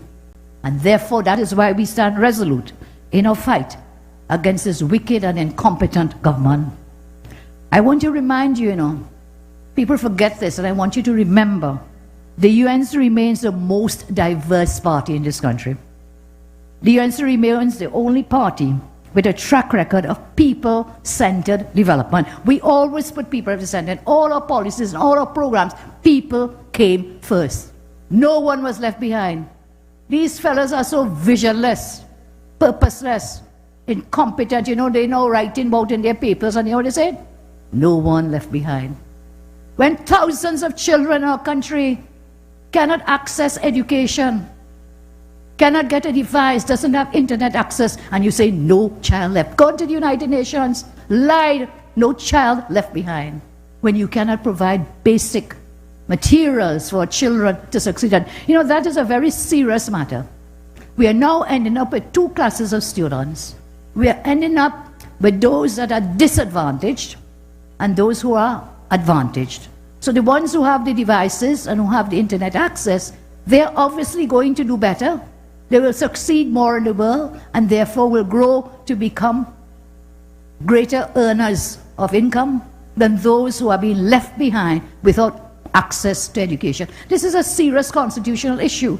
It is a matter of inequality of access to education by so many of our students. And the minister will come and lie to the country and tell us 90% of children have access to the internet. Where are they living?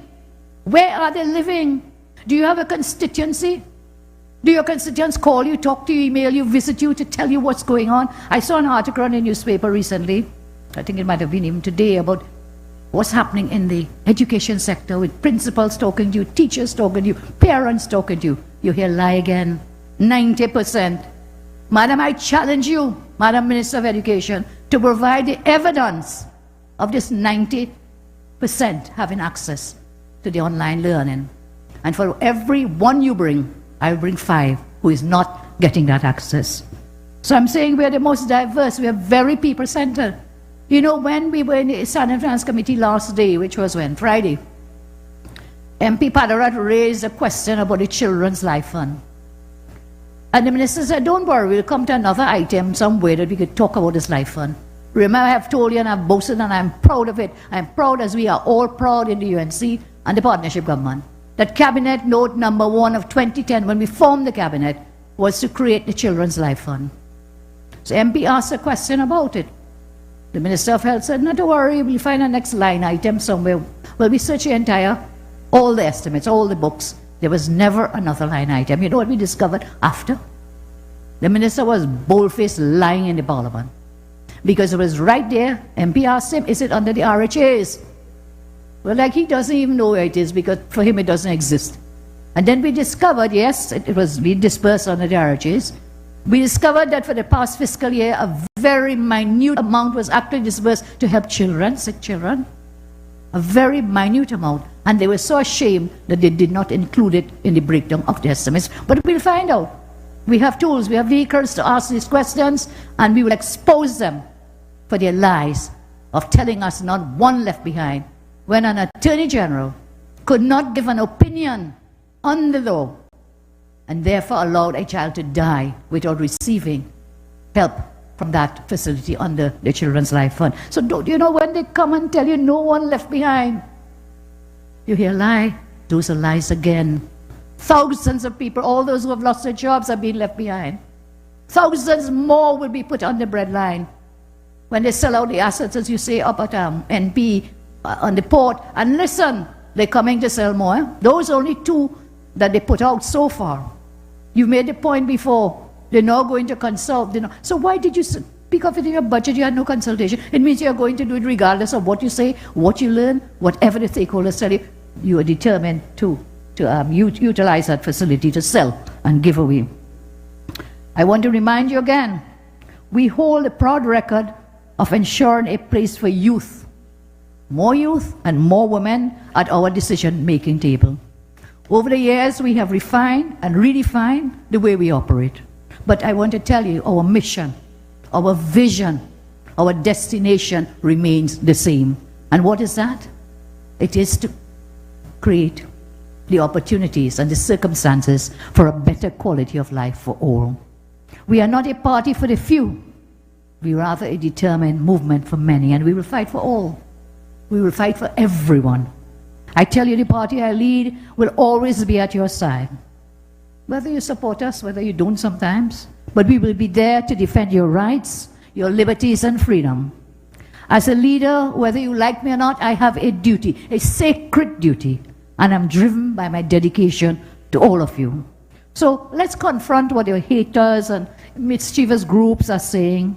You know, many of them abandoned us numerous times in the past, but we stood together in battle after battle. Whilst we did that, I have never turned against or abandoned the membership, and I will never do so. Some have campaigned against us at every election over the past 5 years. I can never understand why some attack the UNC, campaign against the UNC, call UNC supporters sycophants, and then they want to lead the UNC. The same membership that you degrade. You, the membership, will never be sycophants. You will always be your loving friends and equals. I have always seen the membership of our party as equals, and I will fight to the end for all of you. I told you many times before, if you work hard, the party will elevate you. And that's what we've seen. Some believe they're entitled. They have a sense of entitlement. And that entitlement has to do because of family connections. They believe that they deserve positions based on some caste or class system to which they subscribe. The UNC haters, the membership of the UNC is viewed by some of them as a vehicle to ride on to get into office. They do not genuinely care about our members. Our members will put them in office, and when they are out of office, they will turn around and do what? Curse the very same members and denigrate them. This is why it is unbearable to some of them that we chose to put the young men and women who were born of the rank and file members of the UNC to sit in our parliament. These young MPs are well qualified. As the returning MPs, I'm not dissing them, but I think we have to give credit to the UNC for allowing so many more young people, ordinary people who have qualified and educated themselves, to come and sit at the decision-making table. And they are persons who have served the party for years. They serve the party, their parents serve the party. Make no bones about that. But these are attacked because you know why? They come from modest backgrounds. In some cases, low-income families. But I am of the view, and the UNC is of the view, poverty must never hold you down. You work hard, you ignore the hate, and even when you think everything against you, you keep on keeping on. That's how I see it. So everyone can see over my tenure as leader of the UNC, there has been a continuous elevation and promotion of culture based on performance within the party. Let me give you one example. And you know, this is where the hope must be in a democracy as ours. In a Westminster-style constitutional democracy, this is where the hope for the future, it must be. It must be that the son and or daughter of an ordinary father and mother could one day aspire to sit in the parliament. I mentioned the son of a taxi driver is now a member of my parliament. I mentioned to you, we have others, the son of parents who run a roti shop in the parliament. He's a lawyer today. The other one, the taxi driver, he's an economist. He's also a lawyer. He was the general secretary of this party for over 20-something years. These are people who serve the party faithfully, and they deserve to be elevated. So let me give you an example I'm very proud of, as I'm proud of all of them. Michelle Benjamin, the MP from AROUCA TABLELAND. Now, look, Michelle, congratulations. You took that seat together with us. You took it from the PNM, and they will never, ever forgive you. So be prepared. There will be the nastiness against you. As a young woman there from AROUCA TABLELAND, you take away a seat from the PNM. We, Michelle, through you, got that seat. Let's tell you a bit about Michelle. Michelle was educated in St. Mary's Government Primary School, Cohen Hamilton Secondary School. She then went on to UWI, and she gained a degree in Environmental and Natural Resource Management. She's an educated young woman. Her mother is a mother of a Baptist church, and her involvement in community service inspired Benjamin Michelle to also walk in a path of service to people. So Michelle has come from a modest background. In 2010, 2010, 10 years ago, Michelle joined the UNC and started as a community activist. She started from the ground up. She also worked as a chairman of the Maruga Tableland UNC Executive and the PRO of the St. Mary's Village Council. In 2016, she entered electoral politics in the local government elections. She contested the St. Mary's Hindustan electoral district and she won. So she worked for 6 years as an activist before she became a councillor. But you have some people who just jettison from a parachute and believe they should get the biggest post in the party. She won again in the 2019 local government polls with an increased number of votes. In 2020, she became MP for Maruga Table and she now sits in the parliament. She worked hard and she earned it. Many others on our bench come from such a background. What else must she have done to be promoted? Should she have spent the last 5 years and even before attacking the UNC membership, attacking the UNC, attacking the party, not working with the party, and then expect to be rewarded? Michelle deserved the seat that she got, and even more so, she won it. So what's wrong with promoting hard-working UNC activists and councillors? The days for doctor politics is done. Those days have long gone when Dr. Eric Williams was the maker, most famous Prime Minister, as the days of doctor politics. Doctor politics gone. In fact, now it's more lawyer politics, I'll tell you the truth, because the parliament is more about making law. Making law, that's what a parliament is about. So doctor politics, and what by that I mean is those who believe that they're entitled because they have an uncle or they have a father or a brother or sister, they feel they're entitled to inherit the party.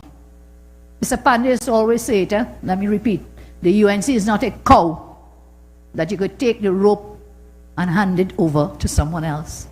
The UNC is a democratic party governed by democratic principles. If you work hard, then you will get the benefit of your hard work. So don't come and say your uncle, your father, as I say, was an MP, or you believe you have money. You think you are some high class or high caste. You never work for the party and you must get a seat. It doesn't work like that. It cannot work like this. This is a lesson to all people who want to lead. Treat all our rank and file members with respect, because one day those same rank and file members will be the ones with the power, as so many of them now are. To the rank and file members, I tell you, don't get sidetracked following haters. Take the time to continue educating and qualifying yourselves and your children, and you will have an equal chance in this party to fill any position. Put your names and those of your children forward for positions. Many are called, but always only few will be chosen at any given time. But the point is that you will have the opportunity to advance and to grow. I want to turn back now to addressing the budget of 2021. The PNM is calling our budget, this budget, their budget, a reset. Reset. They said resetting for growth and so on. I am of the view, looking at the policies, the plans within, or rather the lack of policies in your presentation, it is not a reset, it is a rewind. Whatever they have put in there is taking us right back to the 1980s. You are taking us backward. Rewind, rewind, rewind. This is not about reset. There is nothing in that presentation for resetting. And MP Padara talked to you about it is the same old recycled person sitting on that bench from way back when. Somebody will call them geriatric, but I think I'll call them seniors. Seniors. I don't think they're antiquated, but they're seniors. And so it's the same people who was there, same failed manning policies, aluminum smelter, property tax, revenue authority tax. It's the same thing. How can we do the same things and expect to get different results? You know, they say it is sheer insanity to think that you'll get a different result when you continue to do the same thing over and over and over again. The PNM devoid of any plans and policies to increase revenue. They continue to ride the backs of poor people of our country. That is their only plan. Look at it. Look at it. Imbert riding our backs. What he do? He's sailing in boat in yachts. And giving the yachts what? Tax exemption. But you, everyone else, you have to pay your property tax. Forrest riding our backs, but he collecting what? 23 million in rent. and then calling everybody else in the country, hey, help people now, give them a little rent break now. The hypocrisy of it. Stewart riding our backs, but what? His family getting billions of dollars from the government in contracts. And Rowley riding our backs. But he tells us the rich needs to get richer, and so the poor will get the crumbs that fall off the tables of the rich. So I want to ask, who is really robbing this country blind? Who is really doing it? They always pointing fingers at everyone else. Everyone else to them. Who is not in their clique or in their clan, they point fingers at. But today I call on the people of Trinidad and Tobago, open your eyes. The budget takes us backward, as I said, to the 1980s. Rowley holding up a document saying Vision 2030. Well, obviously he did not read his own budget presentation, taking us back 40 years. Some of the current MPs and some of you listening were not born way back then, 40 years back. So you may not remember how difficult those times were in our nation's history. For those of you too young to know, there was a time when you want to buy a car in this country, you had to go up in town somewhere, line up, write your name on a piece of paper on a list, and they will tell you wait, and you could be waiting for years to get a car. Go outside the dealer, put your name on this waiting list for years. That's back in the 80s. That's how you were not able to buy a car under the PNM. Those were the times when poor people could not afford to buy a car because only the big boys were allowed to import. This budget now has effectively destroyed the foreign used car market, which was the one where ordinary people, poor people, could get a car. Foreign used cars. It was under the Pandey government, a UNC government, that we opened up the foreign used car industry so that ordinary people of this country will not have to depend on these very expensive, high-end imported vehicles. Because the dealers were the dealers, the car dealers I speak of, and they were the only ones, MP, allowed to bring in cars. We broke that up, and now this wicked, incompetent, Rowley government is coming back to close that used car market. And whom will it affect? You think it will affect the big dealers in Port of Spain, importing the high-end cars and so on? No, no, no, no. Because those who could buy, those who have the money, were always able to buy those cars. It's going to affect the low-end, middle-income, middle-income, working-class, middle-class persons who will suffer from this measure that they plan to introduce. This budget, as I say, has effectively destroyed that foreign used car market, a market which allowed a poor family to get a car, a reasonable car, they could take a little loan, they could pay for it, could go to work with their car, could take their children to school, lessons, whatever it may be. It allowed young people with a small job to get a car. It allowed single mothers a chance to own a vehicle. It allowed senior citizens a chance to still get around with the help of an affordable vehicle. But now, Mr. Rowley says, no, no, no, no, no. No. Too many cars. There are too many cars. We have a traffic problem. You know? Is the solution then to shut down the number of cars if we have a traffic problem?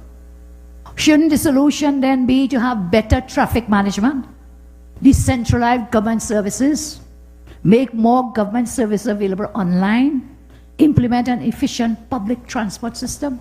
Why shut down?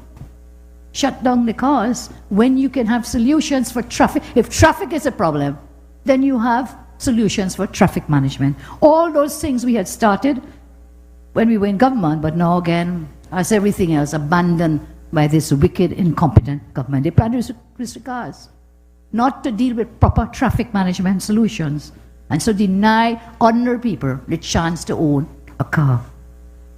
I see it as a solution can never be to deprive people of being able to afford a car.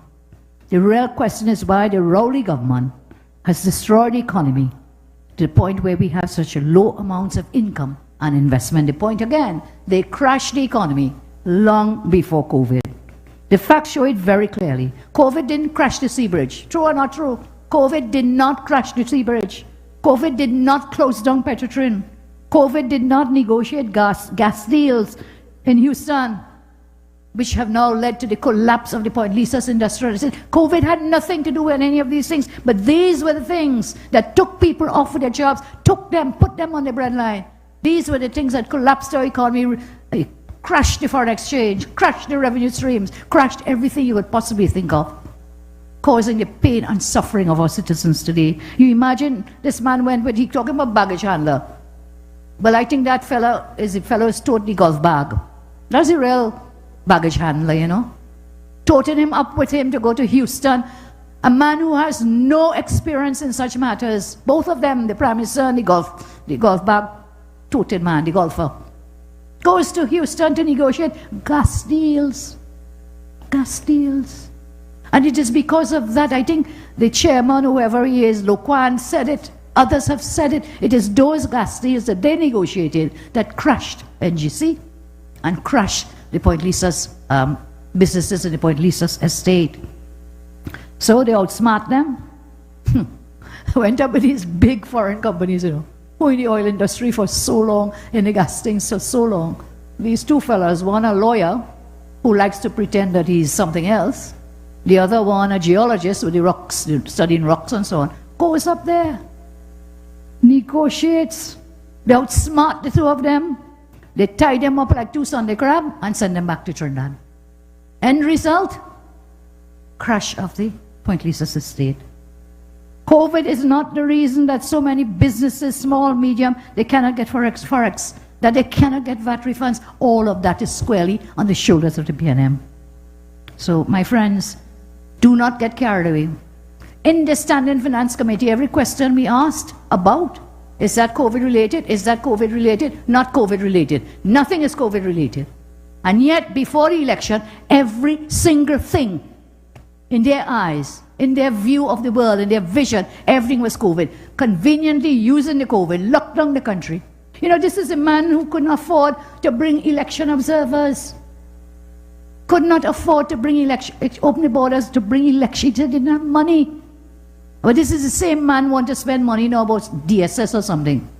But according to NR Singh, I will ask them to foster an investigation in Lahoketa Talpara about DSS.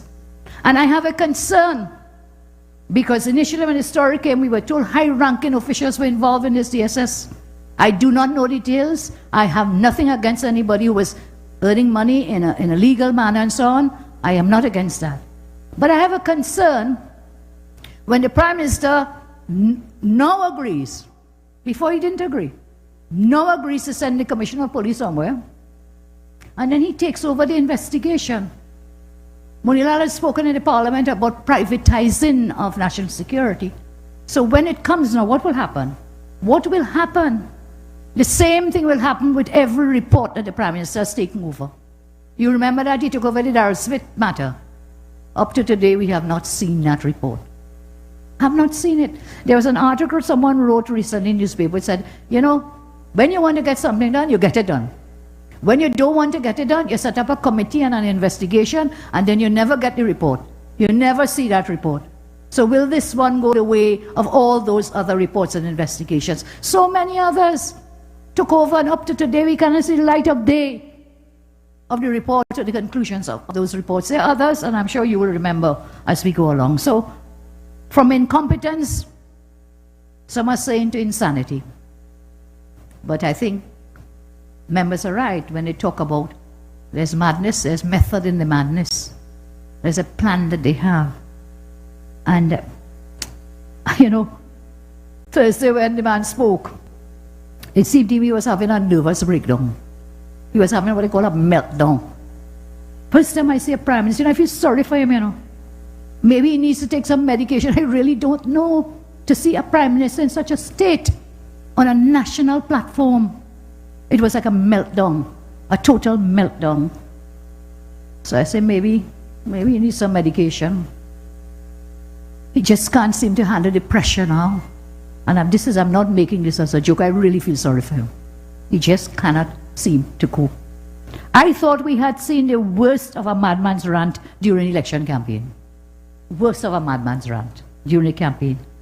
I was not expecting this deranged ranting displayed last Thursday. And so at times you really have to wonder, if this man is mentally sound. You really have to wonder. And yes, to say there's method in the madness, maybe MP and Senator, maybe it's to give him too much credit, you know. Maybe the man is really having some kind of meltdown. Because with each day it gets worse. Each day it gets worse. I've sat in that parliament for over 20 years. Mr. Rowley was there too. And I must say these past years has shown how his mental state has drastically altered. Drastically altered. He keeps saying, our young team, they're kindergarten. What kinder? They go to kindergarten.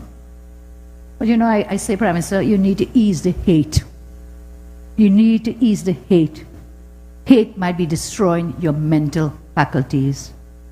I don't judge people by age, I judge them by accomplishments. And the nation saw the stark difference between the UNC representatives and the PNM in the budget debate. Others have spoken about it. So instead of coming now, you finish your budget debate in the parliament, you're holding some kind of post-budget, instead of you coming to tell the nation what you're going to do about growing the economy, revenue growing, forex growing, helping people, creating jobs, keeping jobs, saving jobs. What does he do? He comes to tell us more lies. I thought he would have come to say, you know what? All these children suffering without the laptop and the devices, and look, we are going to make sure. I thought he would have done what the brilliant woman in Barbados did with the CXC thing. You saw what she said? Brilliant. Well, always woman is boss, you know that. My sister Mia in Barbados. And what did she say? He said, the patrons are not beggars. The government of Barbados will pay for the review of the CXC exam scripts. We hear boss? That is a boss. Can you tell us nothing? Oh, so many of our children in the education system undergoing such stress. Not a word about that. Not a word, as I say, to help children. Not a word about dealing with the stress from the exam. Nothing. Instead, I told you already, we reach attacking a British MP. I mean, really? This man for real? An MP in the British Parliament, you know, he has embarrassed us on the international stage more than once. This is the latest fiasco that we see. He antagonizes governments who are allies. You know, when the MP in the British Parliament asked the question about the Trinidad nationals and in common humanity, you know, do what can be done and blah, blah, blah. It wasn't just that MP, you know. It was a minister from the Foreign Affairs Office, a minister who supported and agreed with him. And instead of coming to tell us on Thursday, well, listen, we are doing the best we can, we'll bring our stranded citizens home, we know it's very hard, we know... No. Come to attack the messenger. Not listening to the message. Tone deaf this man is. Totally tone deaf. Nothing. Attack the messenger, and he does it all the time. So, the worst part of all of this now is we are seeing our society degenerating. We can see now that there are serious issues. And instead of the Prime Minister governing, instead of the Prime Minister running the country, instead of the Prime Minister doing what is right, what needs to be done, he comes to attack left, right, and center. So before election, JJ, left foot, right foot. Now is attack on the left and on the right, on every side, just attacks on everyone. Here we are. We have the Prime Minister and the Commissioner of Police. We saw the spectacle. Prime Minister and Commissioner of Police fighting. We are seeing now the DPP and the Chief Justice fighting. These are high institutions of a democratic country. Why doesn't the Prime Minister intervene to see what can be done to have these matters dealt with? The judges are fighting. The economy crashed. No jobs. Education in a mess. Murders going back up. Listen, instead, we have a Prime Minister on a platform having a meltdown. Having a meltdown on a public platform. So, Prime Minister, stop the insanity. Go and get to work. Just get to work. Deal with the issues in the country. The results show that you won the elections. JJ said elections have consequences. Well, yes, you won. Govern. That's your job. Govern. Stop attacking left, right, and center. You have a post-cabinet meeting last week. They asked the Prime Minister, what was the position regarding Trinidad and Tobago being blacklisted on the EU blacklist? You know what was his answer? Do you know what he actually says as a Prime Minister? We are on the EU blacklist. And when you ask him, what is the situation? What is the plan? He says, I am not aware of that. I don't know. I don't know. I don't know. You remember how they threatened us and attacked us and vilified us in the parliament to pass a FATCA law and talk about correspondent banking, and if we don't pass, we'll get blacklisted. All the things in the world. Blamed us for almost 2 years in that parliament. We stood our ground for democracy and for rights, and we did pass it. We did give our votes. We did give our votes. So then why are we still blacklisted? Faris, that joker, comes to the parliament and says, oh, we don't pass it, this happening, that happening, we can't use our credit cards, we wouldn't get any online transfer monies, and what lies. Lies. Tell us, I call you Faris, and Prime Minister, tell us why are we on the EU blacklist and therefore subject to become no longer able to access correspondent banking. So you want to tell me that not one of his incompetent ministers could have passed him a little message, a little note, and said, look, Rory, we are back on the blacklist? Don't you think that's something important enough for Prime Minister to know? He comes to Parliament to say none of our members spoke about the proposal, retirement age and NIB. I think MP Indar Singh has cleared that because he did speak, as did MP Vandana Mohit. So he's never aware of anything. He's like he's living in La La Land. A Prime Minister in La La Land. Well, he has to be in La La Land. I think I'm now even wondering if this peacock story was true. Or is it a case of a wild peacock, you know, you say a wild goose chase? Was it a case of a wild peacock case? When you have a Prime Minister sending high-top, so many murders, so many crimes, home invasions, robberies, and you taking high-top level policemen. I wonder how they felt. The fellas must have feel really foolish, but they wouldn't say, to go and hunt down some missing peacock. This man doesn't know anything, isn't aware. There's a man who didn't even know who was coming with Delcy. He said he didn't know. I was Prime Minister for 5 years. Others have been ministers even. People just can't walk in your office and you don't know who they are. You're giving a brief. So the man lies. That's what he does. He lies because he says he's not aware. When it's something that you should know about and answer, he never knows. He doesn't have an idea. All these allegations of sabotage, my colleagues have spoken. So again, who knows? Again, you have evidence, bring evidence. I want to make it very clear, the UNC are not sabotaging anything, Prime Minister. That's like you're seeing a ghost behind every post, as Harold Wilson said, or in, you know, like I.A.N says it, you know. You see behind every whatever dark space, you see a godman. It's a godman. Paranoid, or madness, method in the madness, to demonize the UNC, to demonize your opinions and your opponents, sorry. So, as I end, I want to say that we are not engaged in any of these methods that Prime Minister is speaking about. It seems he knows more than we do. It seems he knows more than the police does. So therefore, take it to the police. Bring the evidence, show the evidence, give it to the police. My colleague, I think it was Barry, said the only sabotage we have is economic sabotage are in the PNM. So why is he demonizing the UNC? Some of my MPs already spoke about it. And it is simple. Having gone back into government, they have not a plan, not a policy, not a program to help anyone or to grow the country. So what do? You attack the UNC, blame the UNC, blame the UNC, and you think people will forget your incompetence, but that will not happen this time. It will not happen this time. On top of that, people have told you, colleagues have told you about the lies. There are just 2 lies more I want to, because it concerns the property tax. Rowley stands up to say, first of all, that the property tax is only for the owners of property. You hear lie? That's another lie. And you talked about dividing the people. You all spoke of it, other colleagues. Dividing the north and the south and the property land. No. The law in the parliament, and Rowley was there when it was passed in 2009, it was for owners and occupiers. It was very clear in the debate where the ministers made it very clear that squatters can also be liable. So don't let them divide about who have property and who don't have property. Whether you own it or not, occupiers will also be liable. And the second lie, he said, this thing is about local government, you know. This is empower local government. Again, lie. I was in the parliament in 2009 when this matter was debated. We were totally against it then as we are now. And again, the issue was that whether it will be used to fund local government. You hear lie? He lied again. It is not to fund local government as the law stands, the law that was passed in 2009, which still remains a law in Trinidad and Tobago. But you see, in the meantime, was it occupiers and owners have to pay this property tax? I want to make the point again.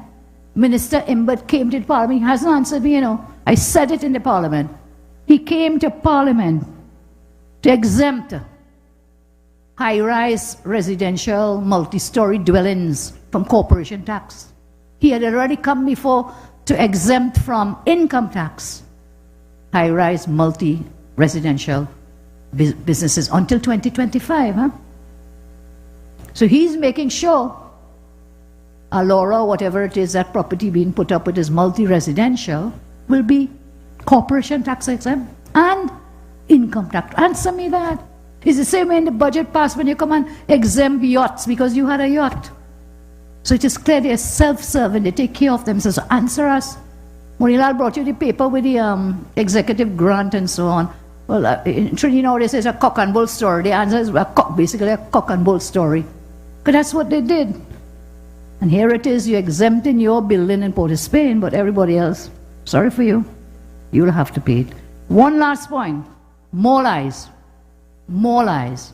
The Prime Minister stood in the Parliament, and I think he did it again on Thursday night.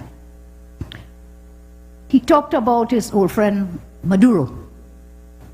He talked about gold reserves being held in the Bank of England belonging to Venezuela. He talked about a court case, and again, man, if you don't know the law, well, I was going to say ask the AG, but he's just as bad. He's just as bad. Get some proper legal advice. Are you trying to read a court judgment from the United Kingdom and come to lie? To mislead the population about what happened in that matter in the United Kingdom? It's the same way he lambasted the MP from Britain for being a messenger. He comes to tell us, let me give you a little background. The Bank of England holds some gold reserves of about US dollars $1.95 billion from the Bank of Venezuela. Okay? So it's Venezuelan money. The issue arose in the case was whether Guaido or Maduro, for the purpose of giving instructions to the Bank of England, which one of them is the president of Venezuela? Okay? Who is the president, Maduro or Guaido, for the purpose of giving instructions to the bank for the gold reserve?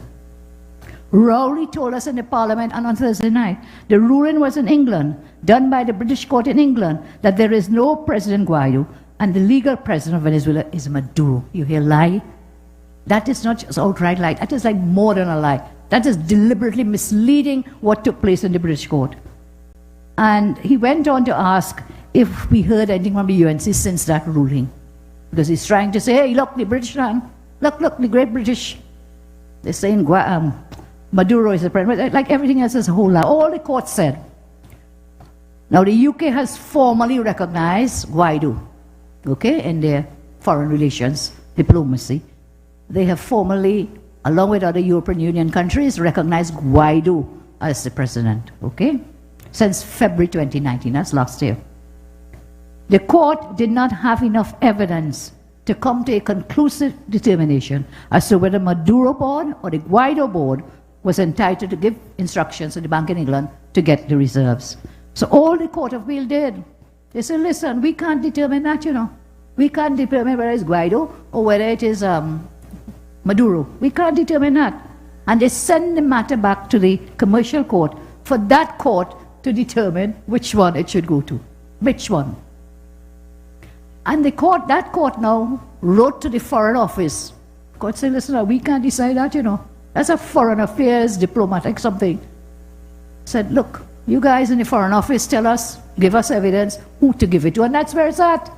But Rowley wants you to get the impression that a British court has ruled that Maduro is the true president, and second, that the Bank of England must give the money back to Maduro. You know something, if that were really true, all now that money don't reach Venezuela. The matter is in limbo because it is not for the court to decide. This is what their ruling is. It is for the Foreign Office to provide evidence as to whom is, and that's where it's stuck. That's where it's sitting now. So I don't know why this man, our Prime Minister, hell-bent on supporting a indicted for narco trafficking and so on, Maduro. What is it? What is in it for him? I know there's nothing good for the people of Trinidad and Tobago. And that was a kind of total paranoia by this man. Well, not, but this case, not paranoia, it's lies, it's pure lies. You have spoken about that Nabarima vessel. We'll hear more about it in days to come, because all over the world it is now an international matter. It's now a matter of international concern. Should that really sink down in that Gulf, our whole coastline, all our fishermen will be in jeopardy, as will be our food supply from the sea on that coast. And because we're an island, it could swell and not just be there. It will affect other Caribbean nations as well. So I'm asking the Prime Minister to come out clearly and tell us what are you doing about that vessel out there, out in the coast. I have walked tonight with one of the books and of the budget estimates. And you know, we said it was the worst budget and so on. But I think the government has perpetrated a hoax, a lie, a falsehood to the people of Trinidad and Tobago. And I will take the numbers just from one of their books, which is this one. This one is Draft Estimates of Revenue for the Financial Year 2021. Now let us remember, they told us that there was a deficit of about $16 billion. A deficit for the last fiscal year, 19 to 20, 2019-20, of about $16 billion. That too is a lie, and it's a hoax. And I'll show you why. At page 5, Roman 5 of the revenue estimates, they give the breakdown of revenues coming to Trinidad and Tobago. So you have tax revenue, non-tax revenue, capital receipts, and then it comes up to about $33.2 billion. That's revenues for the last fiscal year. But then there's something called financing. And what financing does is to make up for deficits. So you didn't have the revenue, you had a deficit. What was that true deficit? They financed that true deficit through borrowings. They borrowed in that fiscal year $16.4 billion. And that's what they're telling us is the deficit. But that is not the true picture, it is not the whole picture. Instead, they have on the financing head 11 what is known as extraordinary receipts. And what are the extraordinary receipts? $6.6 billion. You know where it came from? The raid on the HSF. So they have in fact financed a deficit, a total of $23.1 billion. Not the $16.4 billion they told the country. The deficit in fact for 2019-2020 was to the tune of $23.1 billion. That's how they made up the deficit. So they lied. They lied to make it more palatable. And then they said that $16 billion is because of COVID, you know. It's because COVID. But they were borrowing long before COVID. They will continue to borrow during COVID. They'll continue to borrow after COVID. So they've lied to the country. The deficit, as shown in their own estimates, is over $23 billion. And some economists are asking us to add to that the money they're owing to businesses for VAT refunds, because that's also, it's not theirs. It's money being owed. But at least on the face of their own book, over $23 billion deficit in the last fiscal year. I am terrified what will be the next deficit as COVID continues in this 2020-2021 budget. So I close now. We face a very tough battle, one of the toughest that we will ever have to face in recent times. So I ask you, let us hold hands together. Let us put God in front and let us fight for a better nation. I repeat, do not become ensnared in hatred. That is all that Rowley spews. Hate, hate, and hate will get us nowhere. We will keep fighting so we can put meals on the table. We will keep fighting so people can get jobs. We will keep fighting so children can have opportunities and happiness. Again, I tell you, I ask of you, let us take hands, hold hands together, and let us fight together. The months ahead are not going to be easy. And with a heartless, incompetent PNM government, our lives will be very difficult, much more than it is now. But I believe in the people of our great nation. We have weathered storms before, and together we will overcome this one. Do not despair. In spite of the challenges ahead, there is always hope. We will continue to work to build Trinidad and Tobago. And again, for us in the UNC, our doors remain open to any and all who wish to see a better Trinbago for all. I want to thank you very much. May God continue to bless you, and may God continue to bless Trinidad and Tobago. I thank you very much.